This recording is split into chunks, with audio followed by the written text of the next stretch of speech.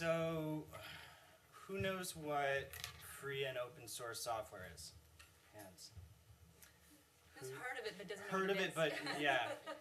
All right, so there are 3 of the top 100 sites in the world that are free and open source software. Wow. Only 3. Can anyone guess what they are? That's Reddit? 1. That's 2. Anyone else? Which one? I don't think so. Reddit, Wikipedia.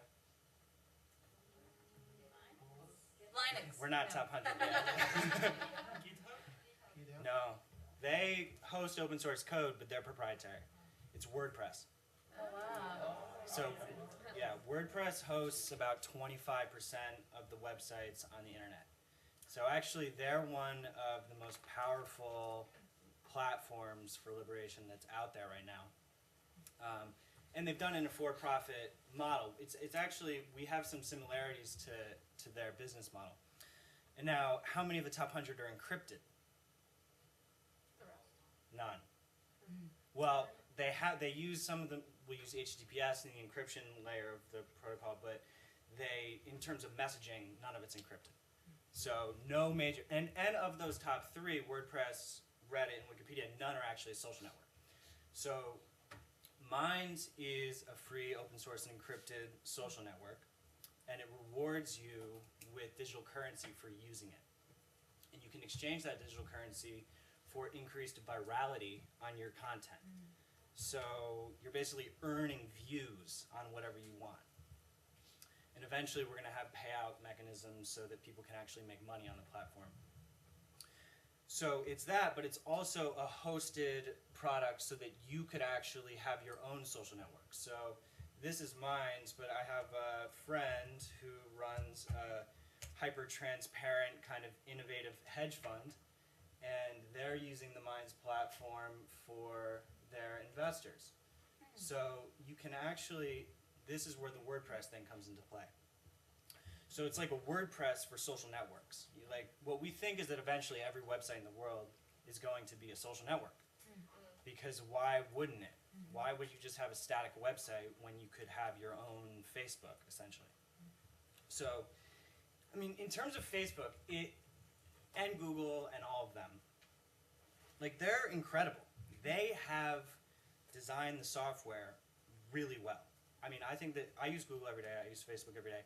I don't want to. I'm trying to extract them from my life.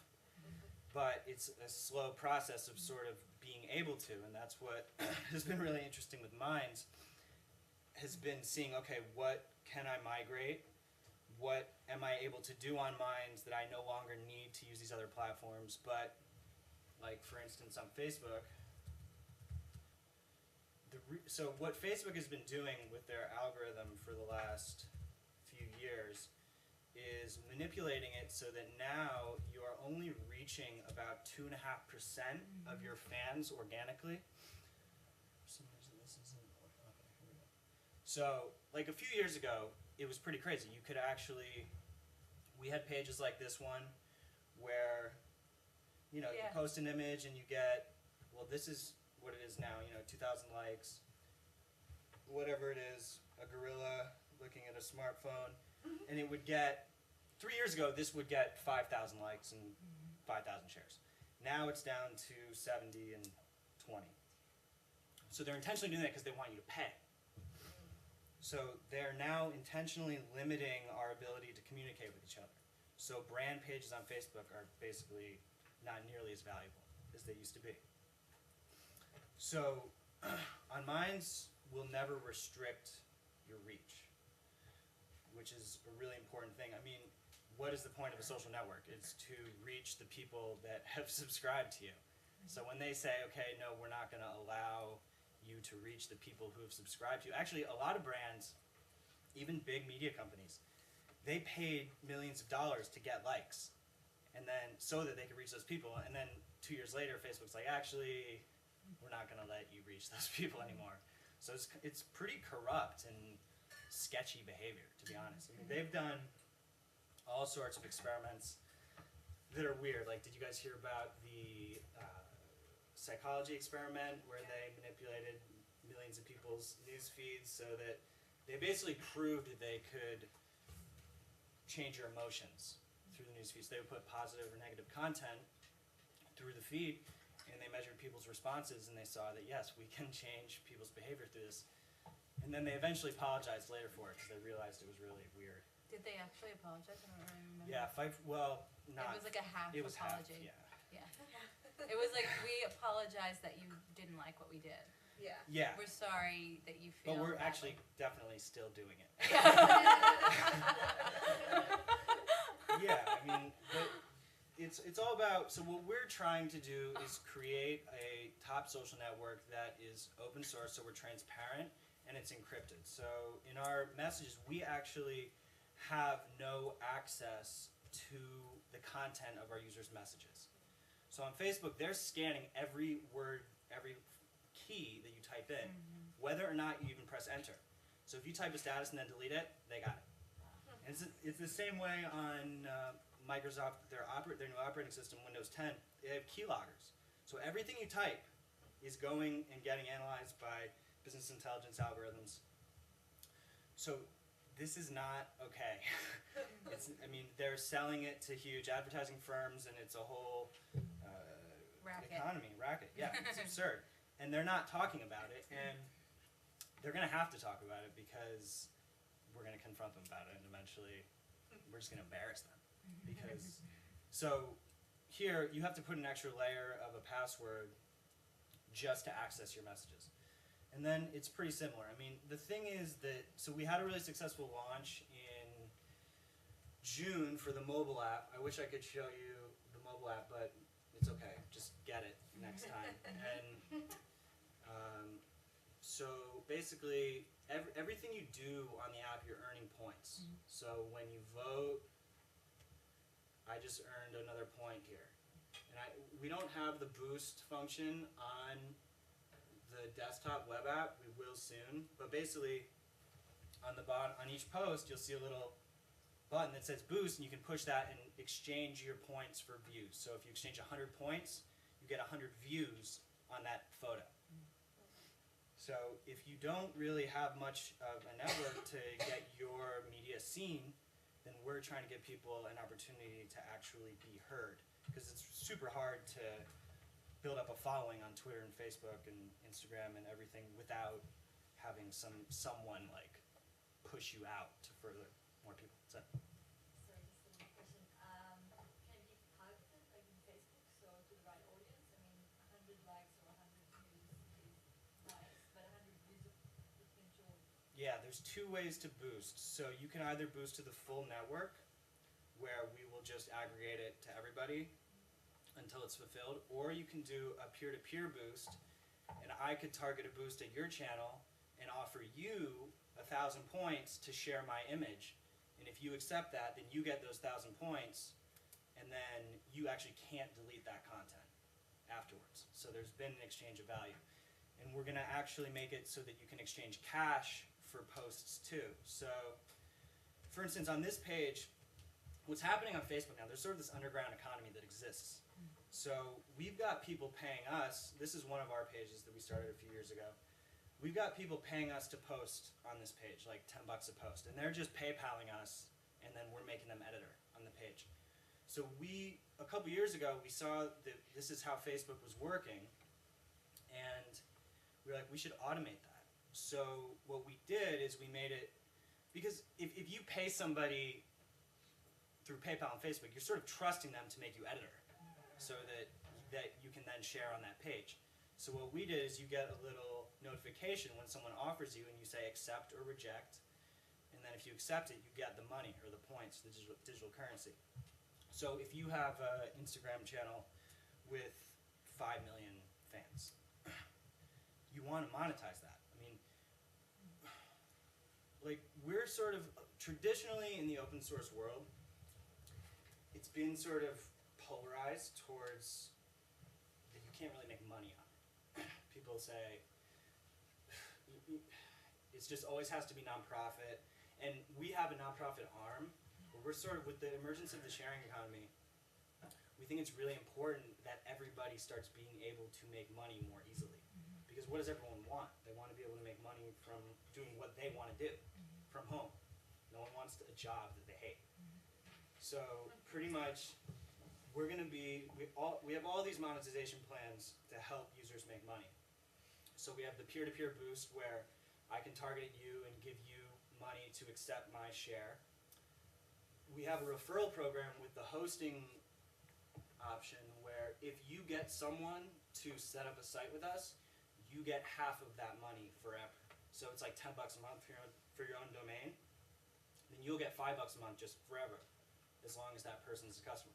Or if it's $100 a month for the higher level, you'll get $50 a month. What else? I'd love to know, Bill, could you like back up and tell us, like, I think it's still not obvious why you would want to get off Facebook. And so what I'd love for you to do is like tell us about your personal revelation and like why you've dedicated yourself to Minds. Like, where were you? How did it come about that you decided this was like the path to take? Yeah. The easiest analogy that I have come to is between open source and organic food. So organic food is exploding for obvious reasons because people want to know what is in the food.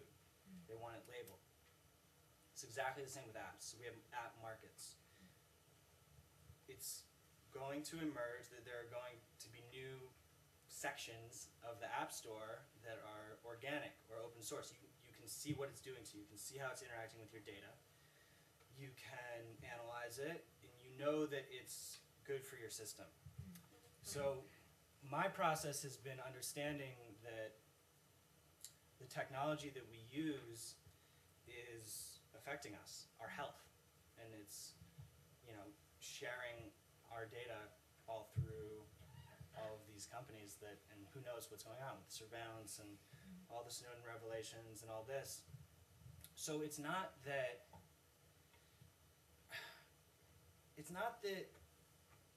you ever have to necessarily stop using them. I mean, I think that I would prefer if there was the top social network was one that actually supported the people and was powered by the people.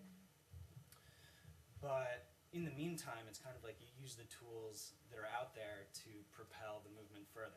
So, I mean, Minds wouldn't exist in a sense without Facebook doing what they're doing.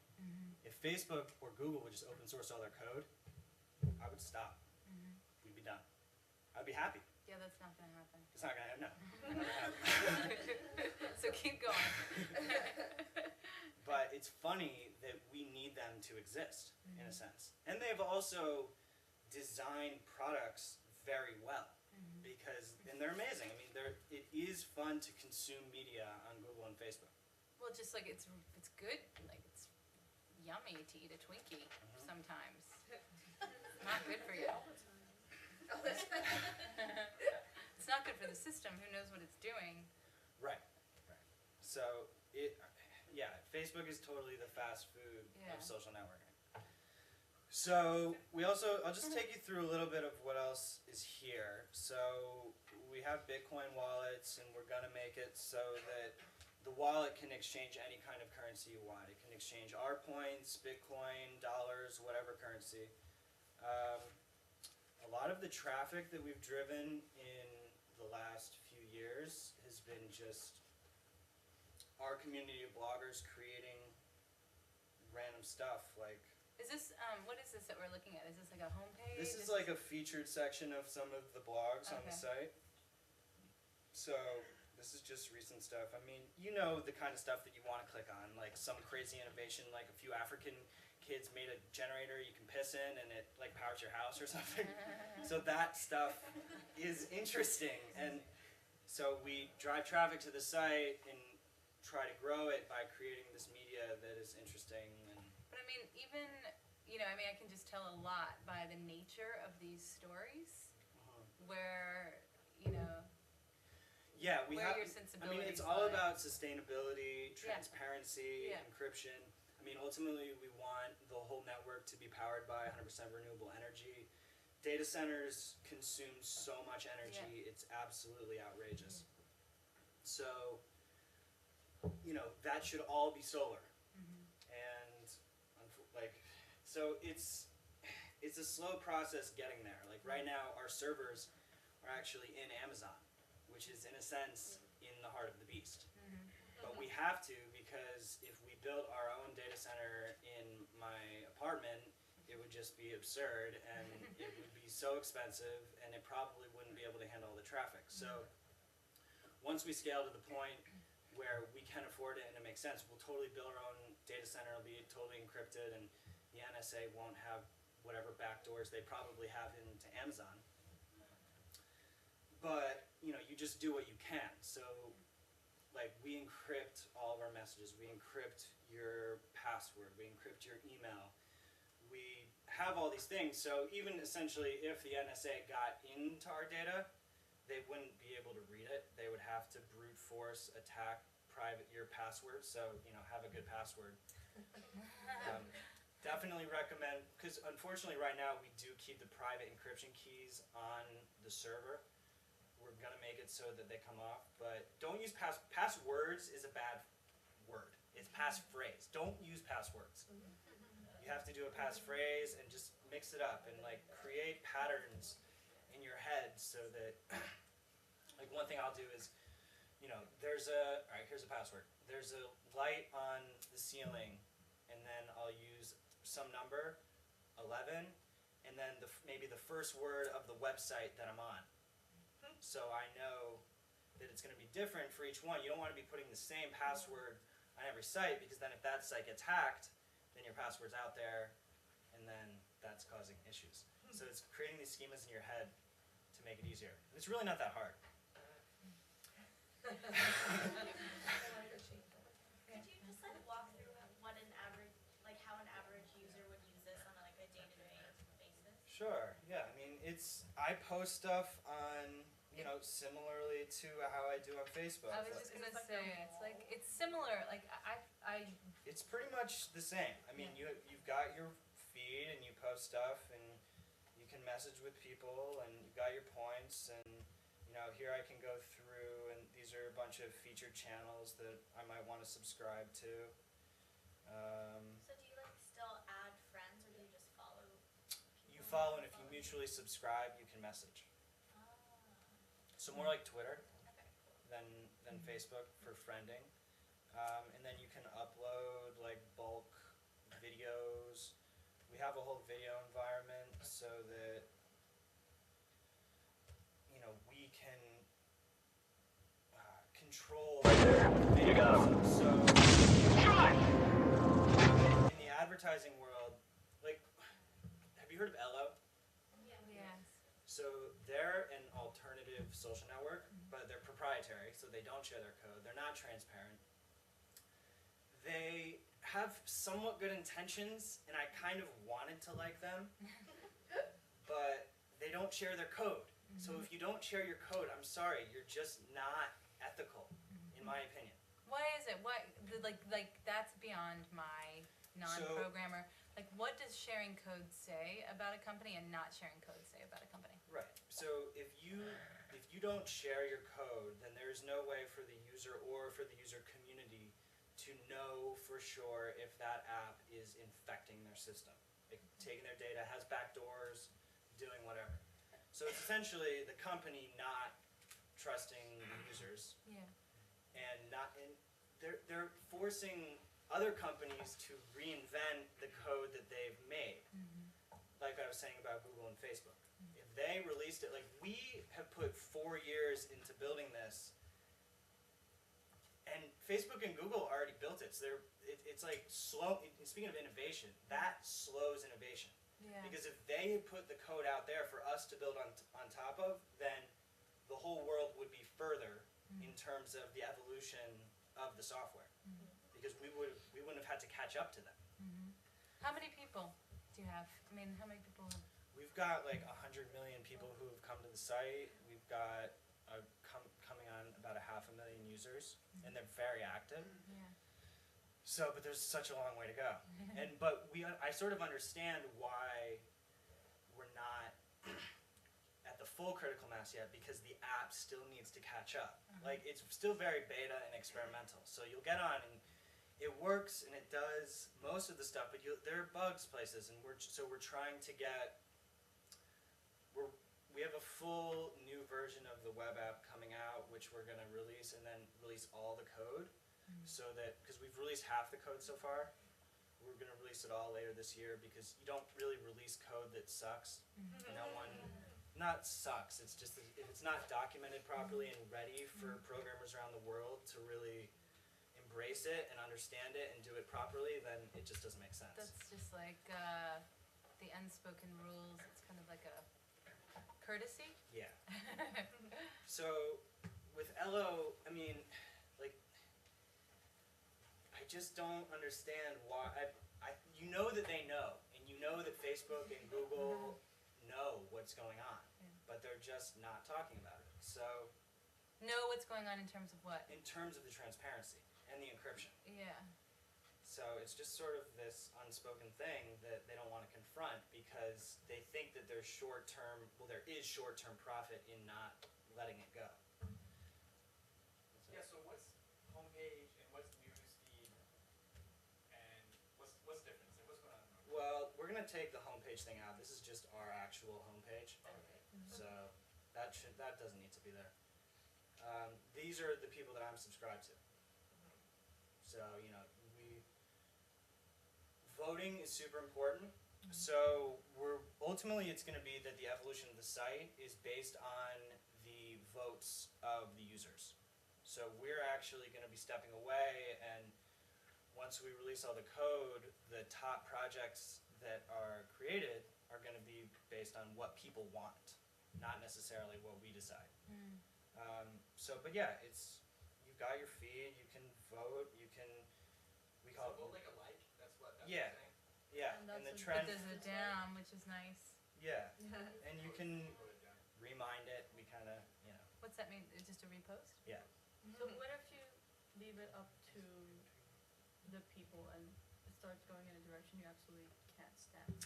Well, we want that to happen. It's kind of like what happens with Wikipedia. So there's a main branch of Wikipedia, but then, for instance, Spain made their own Wikipedia because they didn't like the policies of the English Wikipedia. So there will be multiple. It's a good thing for there to be multiple major branches. So that's what happens with open source code. Like it's like a tree, and GitHub is an amazing site for evolving software. So you have the main branch, and then if someone wants the code, they make a branch off, and then they'll do a little change, and they request a merge back into the master branch. And we decide if we want that to come back in, or they decide if they just want to make their own tree over here. So, let's see. How do you make money? We make money on, so you can also buy points to boost your content, similar to promoted posts on other networks. So what I want to say about Elo, their whole thing is anti-advertising, Yeah. as if ads are inherently bad. So I disagree with that. I think that advertising is a neutral phenomena, and sometimes it can be super annoying, and you should be able to turn off ads so that if you don't want to see them. But for instance, on YouTube, one of the ways that independent artists make money, this may be the top way that independent artists make money, is through monetizing their channels on YouTube. So it's actually really important. And the negative thing about the ad landscape is that the ads are tracking people.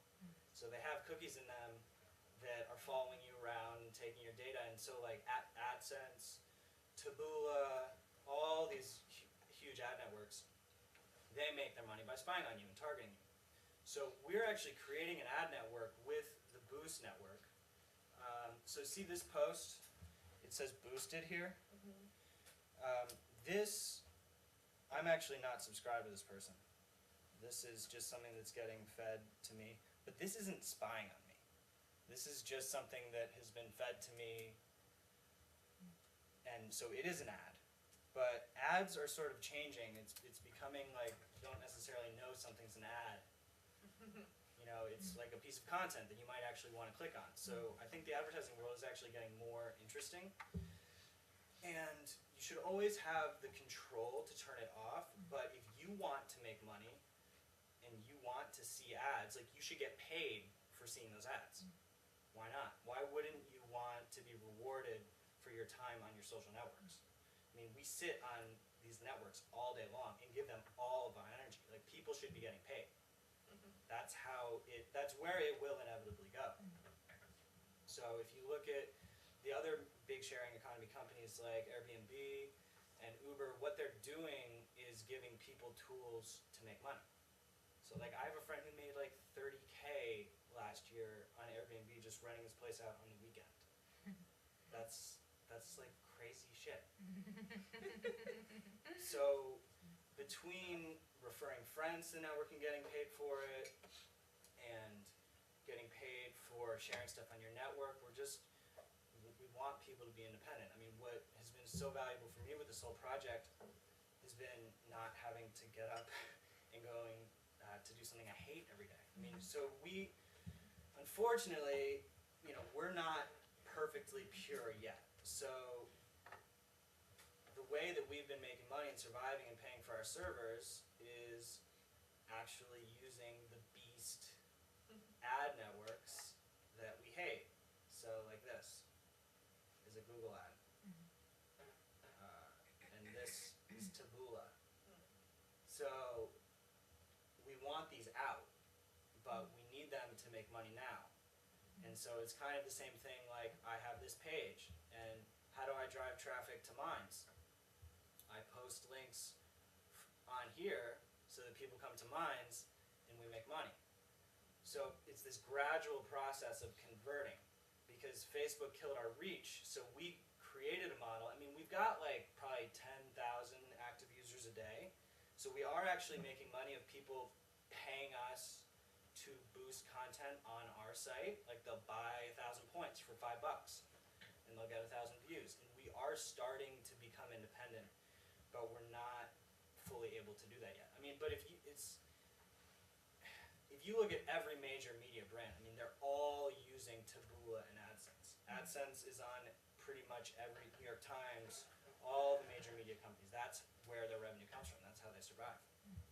So what we're eventually going to do is create an embed code like this for a Minds Boost object, and people will be able to embed it in their site just like AdSense, but it won't be spying on people. It won't have those cookies that are malicious. So it's pretty much about replicating the good stuff that exists, but doing it in a transparent, encrypted, ethical way. Awesome. What other questions do you guys have? How big is your team? Super small, like 5 of us. Maybe 3 to 5. What are the positions? It's me, Mark, who's our CTO. I basically design everything. I do a tiny bit of, I look at the code, and I'm good at researching like platforms to use, and I understand what makes sense to use, but I'm not doing all the coding. I'm doing more design and strategy and networking, and Mark is brilliant. He's 21. Oh my gosh. He's super, super smart. And then we've got a couple people helping writing all the blogs, and then my dad advises. He's been doing stuff in software for like 30 years. That's it. And then, I mean, we've got programmers, other contractors all around the world, like probably between 5 and 10 people that have contributed like various plugins and stuff to the site. Yeah, and then I can show you a sneak preview of what we have going for the new upgrade. This is very skeleton, but so this is like way faster. This is built in Angular 2, which is, it's actually one of Google's cool projects because it's open source. So Android is actually open source. Google is not all horrible. They do some cool open source stuff. Android and Angular is another thing. So like, just to get a feel, it's just so much faster. Like, everything moves. 1,000 times faster, and we're really excited about how this is gonna be received. We also have encrypted video chat coming out on the app, so that, you know, if you mutually subscribe with someone, you can have encrypted communications, because Hangouts and Skype are spying on you and storing everything that you say, and it's just weird. I mean, why do they even want that? It's like, I don't want people's stuff that they do. We wanted to take ourselves out of that equation, so that if they came and asked us, we just can't give it to them.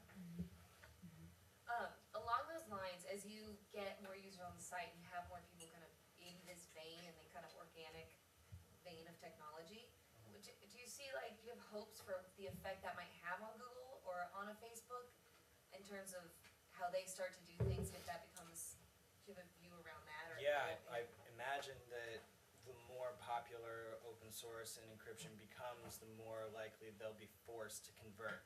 Yeah. So there'll probably come a point, like, so there's a handful of other open source social networks that exist, like Diaspora is one. They sort of slowed down to a halt. They don't have much development energy. We're sort of the furthest along, I think, in the social networking space for open source. But yeah, I think maybe we're about in the top 10, 20,000 in the world right now, which is not bad. There are hundreds of millions of websites. But, you know, once we start getting towards, you know, that higher number, they're going to start looking at us, and once it actually becomes competitive, they may be forced to switch. But until that decision is right in front of their face, they probably won't do it.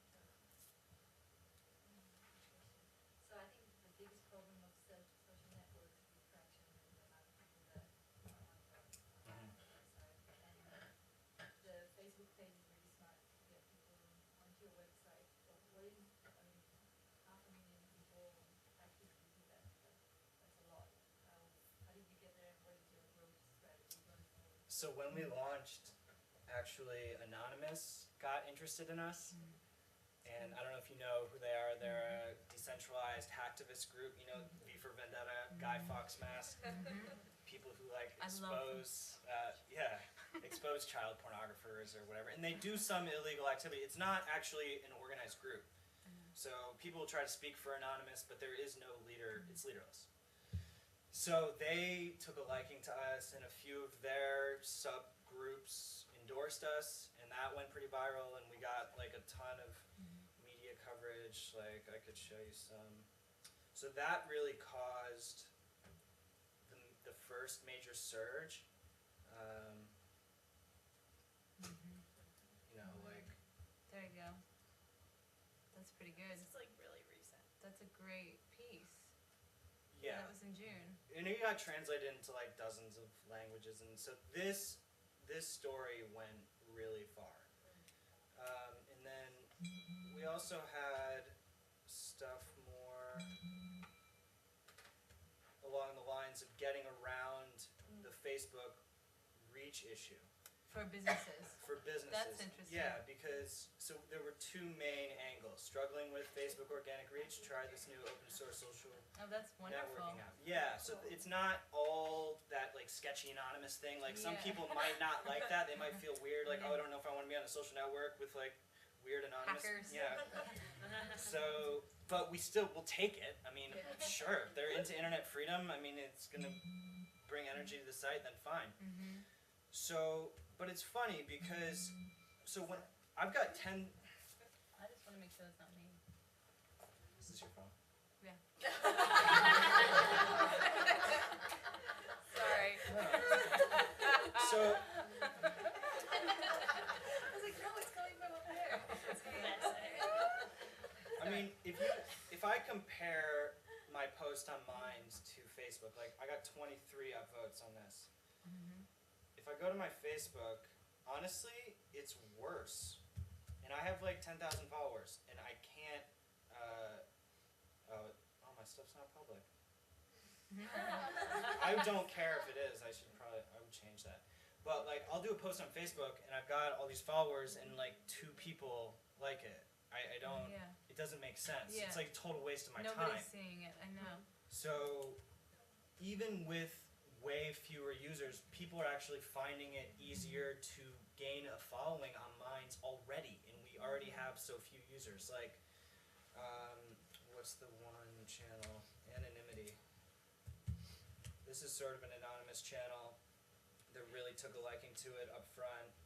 And, you know, they've got 5,000 subscribers, and, you know, they get 70 upvotes on a post, which, you know, Facebook has 1 billion users. We have 500,000, but the numbers are oddly comparable for your ability to reach your audience. It just goes to show, I mean, if Facebook opened up their algorithm,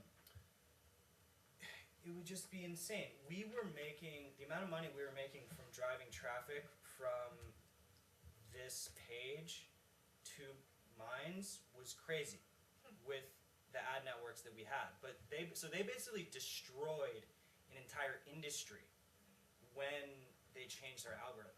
Because independent media sites were making a lot of money driving traffic from Facebook. And then Facebook suddenly turns that switch, and thousands of businesses were killed. So, and they, you know, do they care? No. But what a weird power to have. I mean, that's tens of thousands, probably hundreds of thousands of people's jobs eliminated overnight when they switched. So you mentioned 3 things that makes, for example, Minds is a new social network that proactive. You said you're transparent with the users, you let them know what's going on. You're open source so people can use your code to do different things, like, for example, the blog that you showed. And then you talked about reach and reaching people and the switch that Facebook had. And you've seen lots of social networks trying to emerge again, like Bebo, and then you talked about Elo, and I have no idea what's happening with MySpace. But as a team that's creating a new social networks, are there any other learnings you saw from people that try to rise and fail, or re-emerge, recreate, rebrand themselves? Yeah, every single one. I mean, so Diaspora, we learned probably the most from them because they got a bunch of press when they said they were going to be the open source Facebook like 4 years ago. And then actually one of their founders committed suicide, which was really horrible, and they just didn't get energy. But the thing is, so they're decentralized. It's this idea that anyone can create their own Facebook. That's what they were going for. But when you went to their site, the average person is like, I don't know what a server is. I don't know how to host my own website. What? I just want to log in and like talk to people. So it was too complicated. It was too decentralized. Decentralization is the key to having internet freedom, because if you want to be in full control of all of your data, but the problem is that's complicated.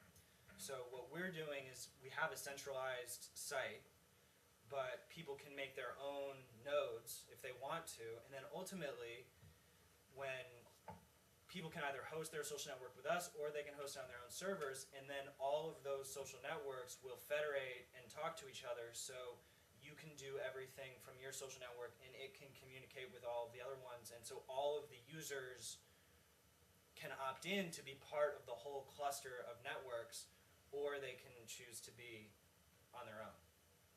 So ultimately, I don't think there's going to be a singular entity that is like the next Facebook.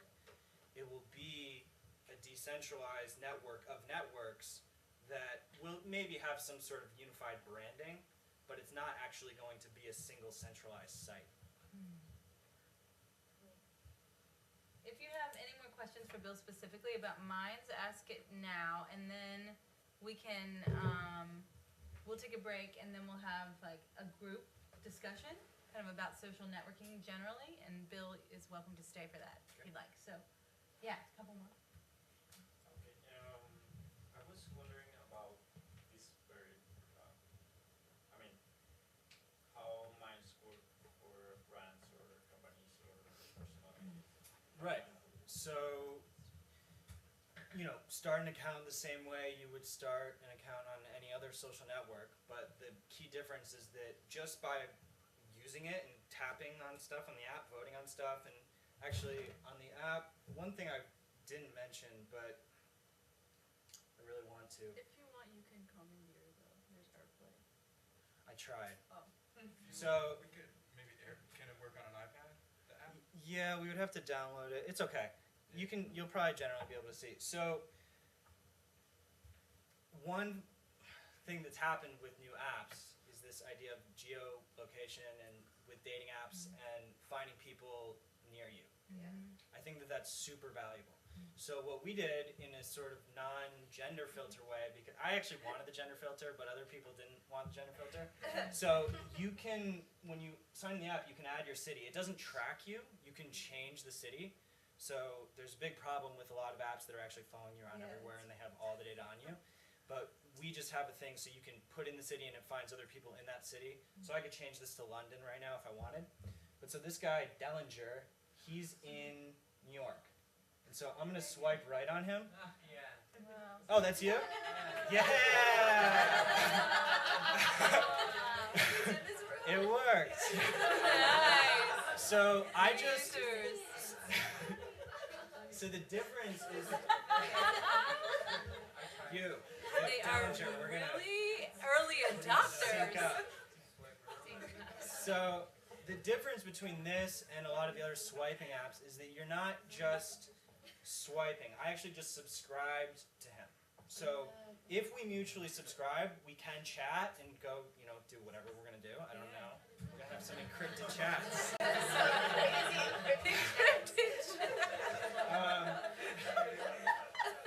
But so he'll actually get my posts now. So you're actually, it's not the Tinder thing where you never see that person again after you swipe them. You actually subscribe to them and you can follow them, and if they swipe you too, then you can talk. Wow. I mean, and because originally Minds was a conference, a live conference and event company. This was like 5 years ago, and so we would do, but then it just wasn't scaling, so we were like, okay, we have to go to the internet.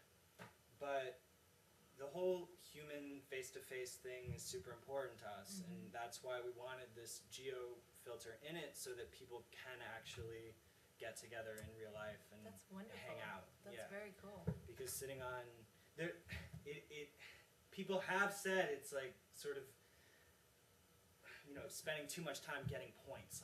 Like there are users now who will just sit here like all day, just going like this, just getting points, because you get a point for every swipe you do. And then so I just got 10 points, and I could use those points to boost my post more, so people are like, oh, I want more views, so I'm just going to sit here and swipe. Yeah. So it does kind of have that addictive, like, oh, I'm spending a lot of time on my phone thing, which is a little bit problematic, but at the end of the day, we're like, okay, would you rather be rewarded or not? Like, we want to reward people, so we're not going to take it away. But we want to encourage real-life meeting. So could something that you post become popular without spending points just because it's good content? Like if people... Yeah, it could if people subscribe to you in the same way that it does on other social networks. Okay, Like, so that's just extra. that's just extra, yeah. Yeah, okay. We've had a lot of people come talk to us about like these alternative streams to like very mainstream things like time banking and Bitcoin and stuff like that. And I'm just kind of struggling to understand how once you collect all the people that really understand the underlying issue, how do you kind of reach that next level of people, especially so many people now, even knowing what Facebook is doing with their data, are just kind of like surrendering to that fact Totally. and saying that they don't have any control over it and aren't looking to put any effort into regaining that control. Right. Yeah, no, a lot of people simply don't care. Yeah. And people know generally now, and they still don't care. So we consider the open source and encryption stuff sort of foundational to our philosophy. But the whole points thing and increasing your virality and reach, I think that's actually the most popular thing on the app right now. And you don't have to care about privacy to be interested in going viral. Yeah. Everybody cares about that. Everybody wants exposure, big brands, people like doing their food, people doing selfies, that they want people to see them. And so if there's an app that can help them be seen more, and they just get rewarded for using it, I think that actually does have some potential for mass adoption. But I guess my counter to that would be I think a lot of people use Facebook to only connect with people that they already know in real life, so they aren't looking for that virality. True. The most common use case so far for us is actually people finding new people that they don't know. And people actually feel more open to express themselves on Minds than Facebook because it's this new crowd. And so they're connecting with new people. I think that it could become the case where, you know, just families and groups of friends join as well, but that'll probably be later.